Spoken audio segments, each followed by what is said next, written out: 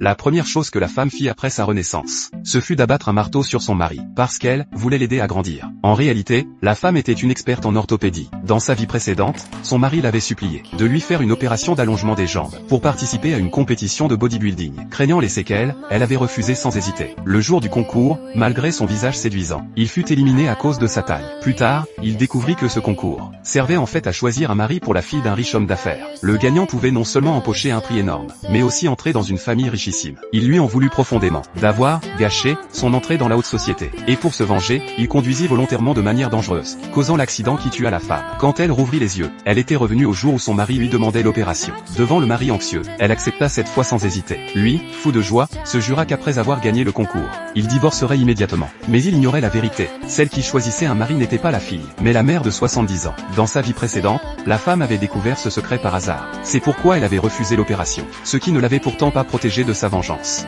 Dans cette vie, elle voulait le regarder descendre en enfer. Pas à pas, le mari s'empressa d'annoncer la bonne nouvelle à ses parents. En voyant leur visage cupide et hideux, la femme décida d'opérer le jour même. Mais pour assouvir sa vengeance, elle insista pour qu'il subisse l'opération en étant conscient. Il fut forcé d'accepter. Elle prit alors le plus gros marteau de l'hôpital. Un cri déchirant retentit, et le mari perdit connaissance de douleur. Quand il rouvrit les yeux, il était déjà de retour dans sa chambre. Voyant ses jambes plus longues, il se mit à pleurer de joie. Il n'aurait jamais imaginé qu'en une demi-journée, sa femme pouvait lui faire gagner 10 cm. Mais avant qu'il ne se réjouisse trop longtemps, une douleur atroce envahit ses jambes.